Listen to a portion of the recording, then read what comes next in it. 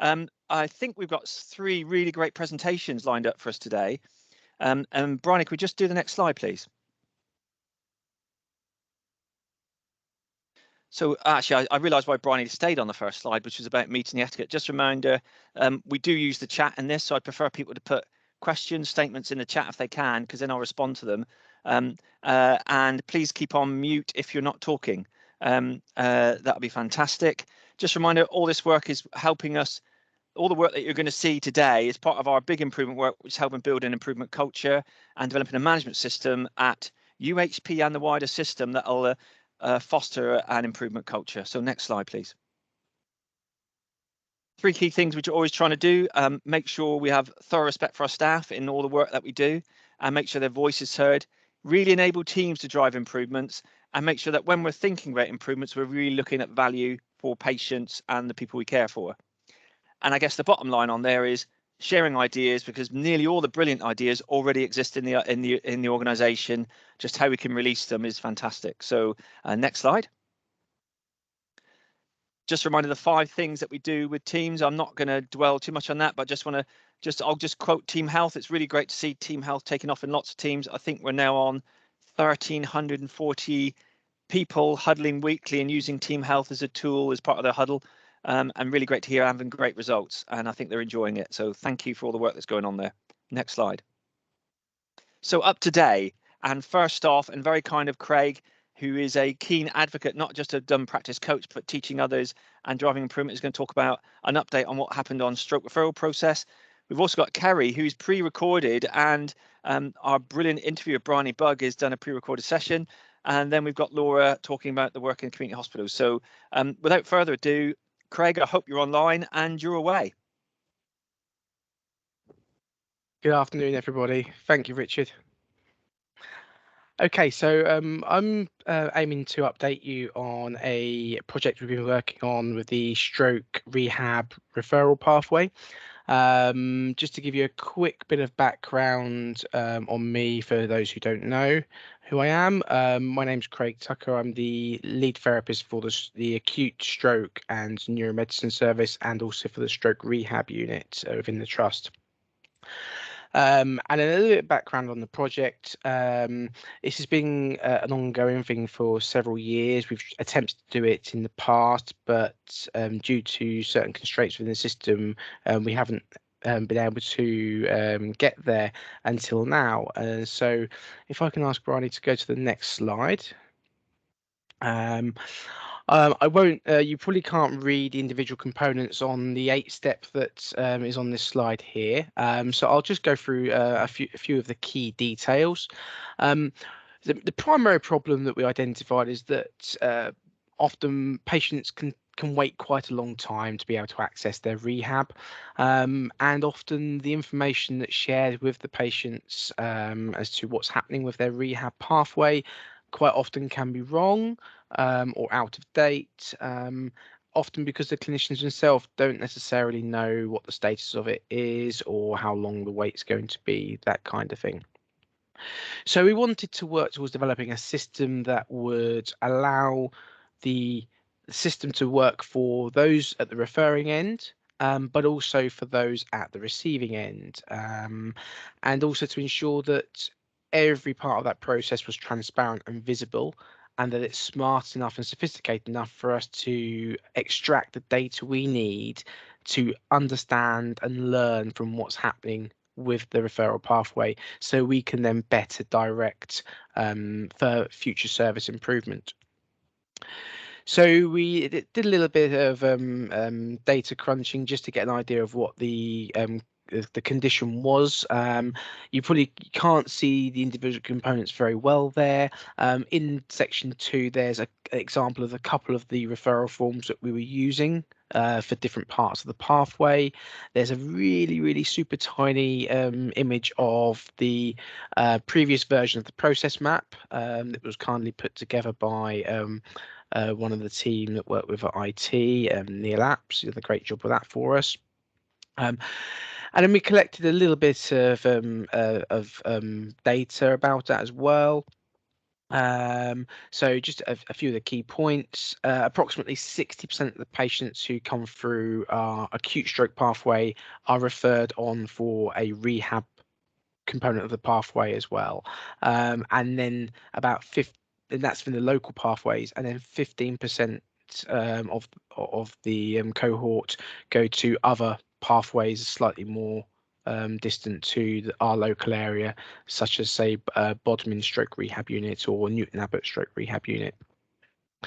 And then there's a chart there with some of the data showing the number of patients who transferred per month to the stroke rehab unit, what the average length of stay those patients spent while in the acute unit, the average delay to transfer of care per month for those patients waiting to be transferred to the stroke rehab unit, and then the average time to when the stroke rehab unit referral was generated.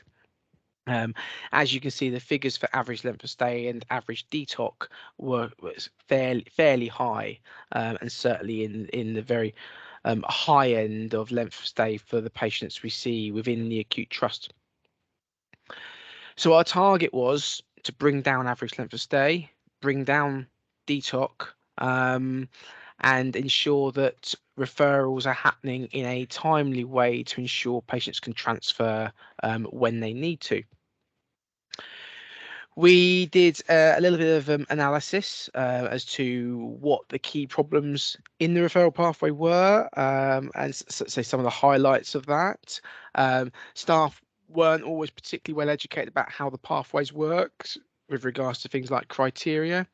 There is manual data extraction occurring. It does go into a single source, but the single source is not readily accessible to all, as it's on a controlled drive. Then there's delays are shared via email to a group of about 50 or 60 people. A lot of people who perhaps aren't as involved in the pathway, and also not necessarily including all of the key players either. So we wanted to develop something that would help to alleviate that problem. We also found that electronic systems were not really fully utilised properly. There's quite a lot of inefficiencies in the community rehab bed usage. With all the current tasks required of them, staff didn't have the time to complete everything they needed to. And there was no standardization really across the pathway. And hence we got to our proposed solution, which for a few different discussions and meetings about how we could deliver that, decided upon building something within a system that's already existing, already had access to the majority of the patient information within our own CARE system. And as you can see through section 6, quite a few different planned activities to get from where we started about middle of last year to where we are now. And if Bryony can move on to the next slide, please. Here you can see what our new process now is. So it starts within the acute unit where the clinicians generate the referral. We suggest the pathway which triggers the appropriately coloured attribute, a red ESD or red SIU. The receiving end receives an email to prompt them that the referral has been sent and a link to the referral that's in CARE. They click on that, go into the referral and action as appropriate, either by choosing a green icon to accept, a yellow icon to decline, or an orange icon to ask for more information. If the yellow icon is generated, what it does is then it triggers an automatic email to the other end of the pathway for them to then triage that referral as well. If we can go to the next slide, please. And this just summarises kind of some of the process we went through, an earlier version of the workflow in the top right hand corner there, and the different attribute colors. Not all of them are active now. It's been modified a little bit through a little bit of PDSA cycles. You can see what our aims were to improve the communication and flow. what the current problem was, and then what our plan was. And in the bottom of the slide, you can see a small version of what the referral form in CARE looks like, with all the tabs collapsed down. Sorry, the form's a little bit too big to show on the screen to everyone, but if anyone wants to go and see it, it's freely visible in CARE, in the CARE forms section. If you can go to the next slide, please. One of the key things we wanted to build into the pathway was making sure that patient rehab goals were clearly defined, and that were a little bit more robust than what the current method is at the moment. And the IT development team were really good in developing a way that meant we could add as many different goals as we wanted to, just by clicking the blue add another button there, or removing goals that either were no longer appropriate. And one of the real key benefits of the form is that we can modify one that already exists, change the goals, resubmit without having to fill the whole form back in again. It's just a readjusted version of what the initial form was before we move it on further down the pathway. Or if the patient changes in their presentation prior to being able to transfer to their onward referral pathway. Next slide, please. To supplement the process, and as part of making it visible to everybody, we created some custom lists.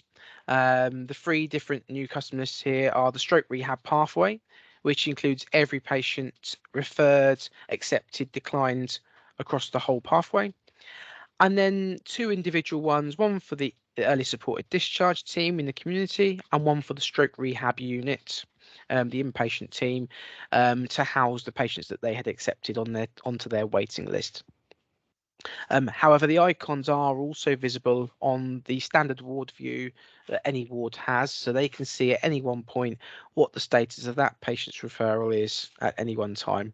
And they can, if they want to check the logs as things were generated, changed, modified, they can do that using the tabs at the bottom of the form. Next slide. So we've gone through a few PDSA cycles. We've allowed a few weeks, months between each one, due to the nature of getting things changed within IT. We've not wanted to change too many things at once. There's been a couple of little adjustments or countermeasures where we've applied during the implementation, where there was a slight bug in the system or something that didn't quite work as we'd intended, which the small countermeasures we've applied have fixed those. We're now waiting for our last few modifications in order to address a few issues that have cropped up, but currently the process is working, and patients are successfully being referred to the stroke rehab unit and the early supported discharge team using this method. Next slide, please. And then the important bit, our outcomes. So the first 5 months, November to March, are probably the kind of the key bits of data of where we were.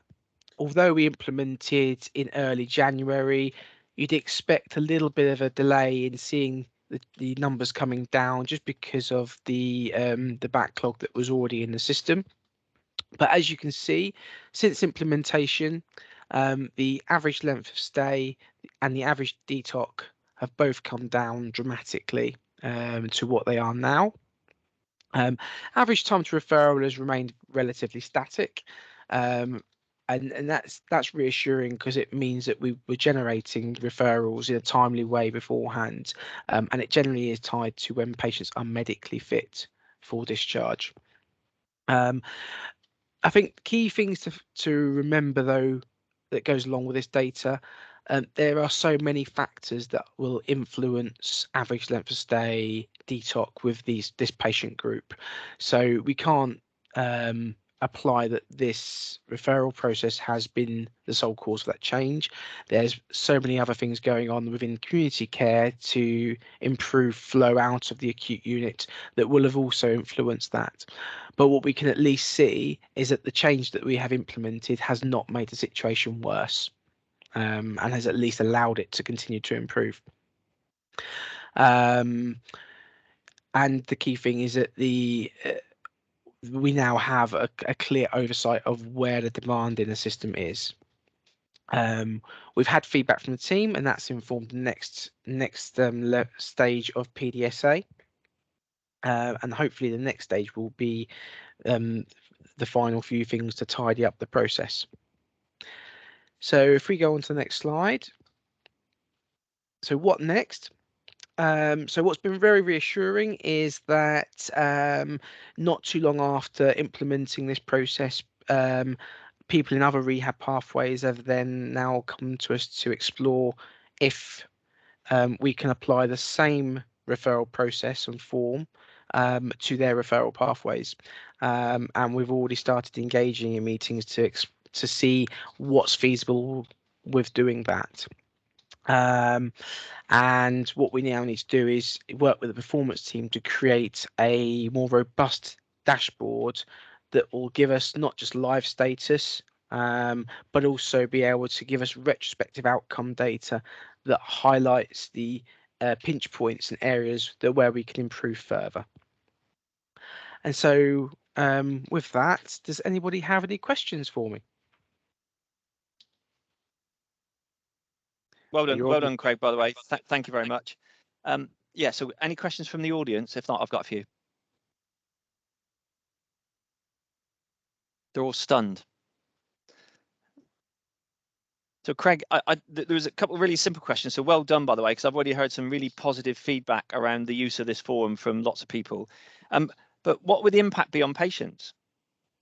So I think the main thing is that the information that's going to the receiving end should be more detailed, and it should be more readily accessible, meaning that those people who are going to be conducting the care for those patients already have the right information, or at least a better version of the information than they currently would with our old process. And as with anything, if they have the right information, they can deliver better quality of care for their patients because they're better informed to do that.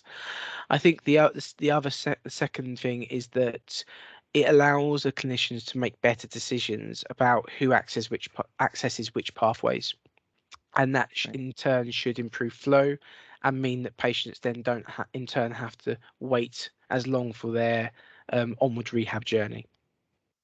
So well done, Craig. Thank you. And I understand this might be the format of this might also become something similar to what we refer to all community hospitals with anyway. That's the ongoing work that that we've initiated kind of properly today, I guess, with the meeting we had this morning. So yes. So really well done, great outcomes. Thank you very much. I see you got some nice compliments in there. I didn't apologise to the so and a round of applause. So you're getting huge here, so it's fantastic. I haven't apologised to the audience. We got two quite techie first presentations, so that's quite a techie solution, but really well thought through in terms of impact patients. And next up, we have our roving reporter, Bryony Bugg, interviewing Kerry Killeen, because Kerry's just way too busy with all the improvements she's doing. She couldn't even come today. So, which is amazing. But so Brian, if you just do the things, I think you've got a 9-minute slot now, and you're off. So my name is Kerry Killeen, and I am the Service Improvement Project Manager in Medical Imaging. Excellent, thank you. So what was the problem you've been working on? So this is phase 2 of a very large project within imaging at the moment, which is overhauling our phone system. We've previously reported at Report Out in relation to phase 1, which was our secretarial line. But this is around improving resilience and user friendliness of our duty floor radiologist phone number. This is a really highly utilized number, and also it's a number which receives quite a lot of urgent calls. Previously it was on 3CX, which meant that it wasn't the most resilient line. We were frequently getting call dropouts, which could lead to callers being unable to get through to the person that they needed to speak to. So this is the problem that we are looking at. We wanted to make a more resilient, user-friendly, and also potential for a multi-user of our duty floor radiologist line. Sounds great, thank you. So can I ask, what success have you had so far? Yeah, of course. So I will move on to the next slide for that one for you. So this was a project which we had to turn live immediately. It wasn't anything that could have a soft start as such, because the line needed to change it in one go.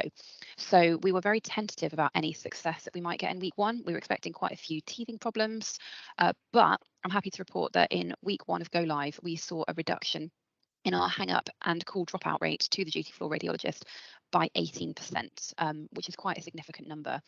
We are also expecting it's probably actually higher than that, but because the previous 3CX line had no meaningful data that it could contribute, we've had to pull from multiple databases, which it doesn't always produce the cleanest data.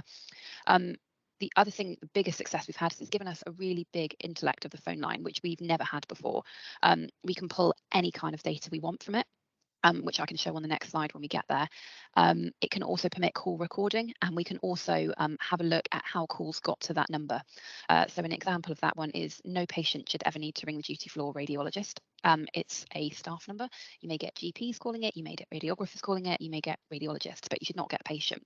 So if we do get patients through to it, which does occasionally happen due to human factors in our single point of access map, we can go back into NetCall, have a look at how they got there, and report back. And if it's been that they've been directed appropriately by switchboard, we can come back to switchboard. If somebody else has directed, it just gives us that feedback loop. It also gives us a really increased resilience of the line.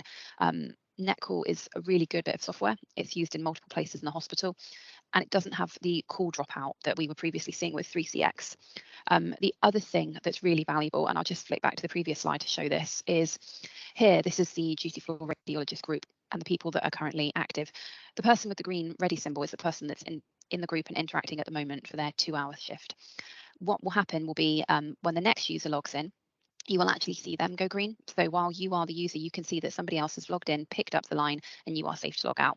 That was something that didn't previously happen before, and we could get minutes where the line was unmanned, or potentially where there was a problem in the line transfer. That isn't happening anymore. Another really large success is we would quite frequently get problems through our imaging production control chat, saying that the DFR wasn't accessible, that there had been ED that had come through to a scanner because they couldn't get through to DFR. That was happening on a daily basis, at least 1 to 2 chats a day. Since we've had NetCall go live, we haven't had that at all. So we've reduced the reporting problems on that production control board chat to 0, which is a really big success. We can also identify trends in activity. So we can look at our busiest times, our quietest times. But the really big thing about this project is that it can permit 2 consultants to man the line at busiest times. Previously, if you were on a duty floor radiologist shift with a 3CX phone, you could have relentless calls that were coming in every 10 seconds with a really, really reduced window to wrap up. NetCall gives you a 45-second wrap up after each call, but it also means that if you are very, very busy, if for instance, maybe the hospital's an internal critical incident, or we're looking for increased discharges, you can have 2 people phone in at once, which will share the load of the calls and mean that those calls get answered quickest. Excellent, thank you. Sounds great. So what has been the impact for staff, and can you describe your improvement learning, please? Yeah, sure. So impact for staff in this one, obviously, because this is a professional to professional line, it's not something that really applies to patients yet. But the impact for staff is we are seeing people who feel more comfortable doing the duty floor radiologist shifts. They are finding that it is making the call volume more manageable. The 45-second wrap-up time after each call just allows you to complete the task that you were previously on with that call. So the moment you hang up the receiver, rather, you're not getting the next one straight in. Previously, you would need to keep the caller on the line to complete either the vetting or the note writing that you were doing. That doesn't need to happen anymore. Also, we can have a look at the data and we can analyze the things coming through, which can allow us to plan the work week. So for instance, you can see here that around Thursdays between 11 and 12, that's got a really big peak in calls. So that might be something that we need to look at, maybe another person needing to be ready for that time. It's also a really powerful feedback tool because we can see that over a really large percentage of our patients are having their calls answered within 10 to 15 seconds of answering the call queue. And the call abandon rate, although low, is frequently happening around the extended times. The one thing I'll say about the data here is we had a really high rate of hang up at 0 to 5 seconds in the first week. That's just with any project going live on the first week. You're going to want to call yourself to test that the route actually takes you through to the call line that you wanted to do. So that's what we are seeing there, and we're not seeing it anymore in about, we're approaching week 4 now. So this is where we surveyed our staff, which we'll just talk about the benefits to them. So we surveyed 13 people and asked, did you like using the NetCall system for DFR? 12 said yes, only 1 said no. And did you find the NetCall system made your DFR feel more safe? And 10 said yes, and only 2 said no. And then when we asked to rate the system as it currently is, we were achieving an average of the 13 people asked of a 7.85 rating out of 10, which in any software first week of Go launch is a really, really positive thing to see. The improvement journey, I guess the best way we could describe it is we've had to adapt this as we've gone through. As it's something that had to start immediately, it was nothing that we could dress rehearse as such. And in the first week, we did start to see little problems come through where patients were perhaps coming through to the line. So we are scoping that to include the line that says in the welcome message, this line is not for patients. We also found that the wrap-up time, we needed to look at that. We started with 30 seconds. Some people found that was too quick, so we extended it to 60 seconds. Some people found it was too long. So we split the difference and put it at 45 seconds. But I think, yeah, the take-home message with the improvement learning for this one is just to be prepared to adapt and change as you go forward, because in something that you haven't been able to trial in a really stringent test environment, the problems aren't going to appear until it's been live for a couple of days, but that is okay, because that is how you learn and how you make a system that's the most resilient and user-friendly and fit for purpose that it can be. Brilliant. Thank you. So it sounds really beneficial for staff. Following on from your next steps, what will the impact be for patients? Yeah, of course. So the next stage will be to move to the duty neuroradiologist, which will be to go live on the 20th of June. That's similar to the duty floor radiologist. This just applies to neuroradiology. We're then going to move into the coordinators and then scope into scanners. So what the benefit will be for patients is this is here, our imaging single point of access map. This is anything that when a patient calls this line, they can get to any of these potential outliers. That's 15 options they can get to. Currently, 9 of those are live on NetCall. 5 are scoped to go live, and 1 is yet to be scoped, which is our management office. We need to figure out how we're going to work that in the best way. But the benefit for patients will be that they have a welcome message as soon as they answer or pick up the phone to imaging. They have a memorable number, which we previously never had, and all the potential routes that you could get through that single point of access have a resilient phone line that is going to be answered, and if it's not, it will play you an out of hours message just to let you know that you've got through to the right place. Previously, we never had this. So there were multiple numbers on letters, there were multiple numbers on leaflets, handouts, and there was nothing that really acknowledged that you had got through to the right place. So what that meant is that by the time patients did eventually get through to the right number, they were potentially quite agitated, had been through many routes, had called maybe 3 people that were incorrect first. Now you know that there's one single number to ring, and it can direct you to wherever you need to go in imaging. Thank you, Kerry. That all sounds really, really great. Thank you for sharing it with us today. Is there anything else that you'd like to add on? If not, we'll close up there. Yeah, one thing I just wanted to say is I really wanted to say thank you to Ian Collins and Paul Andrews in Telecoms, who have been absolutely pivotal in getting this project implemented. So just a little shout out for them and a big thank you. Brilliant. Well done to them. Thank you, Kerry. Thank you, Bryony. So I just want to say well done to Carrie in delivering that work. Apologise, her and the team couldn't get here today. So we do try and keep those slots open. So I hope people thought that was good. And some nice comments from Craig, which I'll answer later. I just say really well done to Bryony as well. So our roving reporter, or a new roving reporter. So really well done. So thank you for preparing all that and sharing with the group. So we've had 2 technical solutions actually, but hopefully both great for patient experience. Be quite nice to have some of those patient examples. But I think now we're about to move on to a slightly more team engagement story around community hospitals. And I think Laura's going to talk us through that. So Laura, it's off to you. Hi everyone, I'm Laura Daniel. I'm the Community Hospitals Manager. So at present I cover Mount Gold Hospitals, South Hams and Tavistock. So the People First team came to start supporting us probably in November time last year, and we had a bit of a bumpy start in terms of how we engaged with People First due to various factors, mostly around COVID and surge beds and different things going on. But we had identified that since the community hospital wards had TP'd over into the UHP footprint, there had been an increased length of stay, and we needed to try and understand why this was happening and how we could work with the wards to engage in terms of looking at how we can turn it around. So the data that you've got on the screen, the top figure, the top graph combines all of the community hospitals. So it shows that there was a general trend in all of the hospitals going up, but specifically the areas that we found that were the most increase was within the LCC, which are Skylark and Kingfisher wards, which is significantly shown within the bottom two graphs. Can I go on to the next slide, please?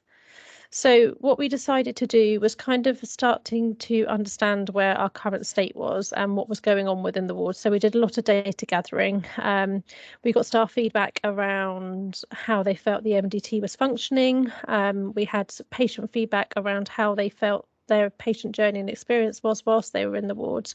And then we also started to try and engage in the teams in open and honest conversations about what they were actually truly experiencing when they were having MDT communications and how they felt they were functioning as a team. And the key things that came out of all of the conversations were that communication had broken down and all the aspects of the MDT felt like they were starting to work in silos and not communicating together or understanding what exactly it was that they needed to achieve for the patients. One thing that I did want to highlight was that at the start of the project, it was quite difficult to start pulling data from things like Salus or maybe our own internal computer systems because the recording hadn't been set up or it hadn't been translated across correctly as part of the 2P process. So there was a big piece of work behind the scenes in order to try and be able to have our data be put into the right place for us to be able to manipulate it and interpret it to have meaningful statistics that we could actually work from. So can I go on to the next slide one, please? So this later on in the projects, we started to pull data from things like Salus, and we could see that there were periods where the beds within Mount Gold were empty within all of our community hospitals. But again, specifically Mount Gold had the highest period of time where beds were empty, and we really recognised that with everything else that was going on in terms of Derriford being in internal critical incident, etc., that there was an opportunity that we were missing here in terms of how we could support the system but also get patients to us at the right time. And this was slightly different to what people were telling us on the ground. They felt that things were worse than they were coming out as in terms of what the systems were showing, and so it was important for us to be able to recognise that actually maybe we're not using the systems the best way to our advantage, and that we can build that into how we work going forward. Can I have the next slide, please? So some of the things that we did, which was really great, we did some go-sees, we did a daily routine mapping. A lot of the ward were concerned that if we were starting to come together and have meetings to discuss patients, that would take their time away from actually delivering care to the patients. So we were trying to show them the benefit of, regular communication would help us actually streamline our ability to have time with the patients. We reviewed our MDT process. We did a review of our current state. We did some team reflexivity, and we also started to introduce some huddle boards, and that's some of the pictures of the team doing all of that work. Can I have the next slide, please? We also engaged in doing the success process within the storeroom. So the top slides, you can see that the storeroom was everywhere and confused. The bottom slide, sorry, it's cut the bottom off slightly in the pictures, but they're much more organised, and the storerooms are still looking like that. One of the go-sees had specifically identified that the nurses were walking up and down the wall quite frequently looking for things, and that equated to lost time, which equated to lost patient-facing time. And again, we could, show them the benefit of how we would increase that time to them, be able for them to deliver better patient care. So we did this on both of the wards at Mount Gold, and we're looking to take it into the rest of the storerooms that we've got going on here as well. Next slide, please. So these are some of the things that we have implemented since becoming involved with People First. We've really tried to utilise the visual communication techniques and make it really accessible to staff everywhere. So there were a lot of things that were being discussed on the wards but weren't necessarily reflective of what the actual situation was, specifically staffing. We all know we've been through very challenging times with staffing, but there was no actual record of what the staffing looked like that day on the ward. Within our communication boards, we specifically identified where we were at in terms of nurse staffing, therapy staffing, all of the different MDT groups, so we could really understand each other's pressures and how we could support each other. That worked really well, because when the therapist saw that the nurses were short and really struggling, they would step in and support with things like paddles and washing and dressing in the mornings, and that really kind of engaged the ward into starting to act as a unit.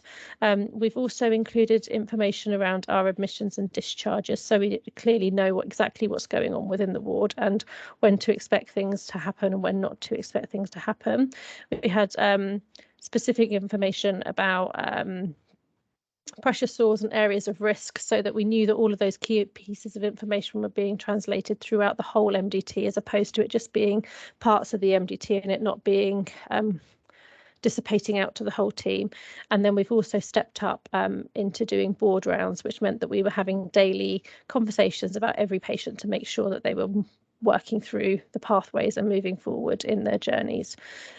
We've also started to implement standardised work across the 2 wards. So although the wards are the same, pretty much, they were working in very different ways, which was very confusing for staff, especially when we were working on low staff numbers. It meant that when staff were cross-covering across the 2 wards, it made it very difficult to understand what the expectations were. So we've now started to implement a standardised work process around specifically the MDTs, so that nurses know what they have to bring to the MDT, what the expectation of them is, and we can also accommodate key things like that into the working week easier, because there's it's an hour on every ward for every team at this time, and it's just easier to accommodate into working practice, as opposed to trying to accommodate 3 hours in on one ward on one day and it all being all over the place kind of thing. Can I have the next slide, please? So these are our huddle boards. These are still work in progress. We are refining our purpose and agenda down to something smaller, which is a bit punchier. And one thing that was really key about our huddle boards, which has been really positive, is that we chose metrics that felt positive to us. So when we've been talking about the community hospitals a lot, the length of stay is the general metric that is discussed and usually correlates to our performance.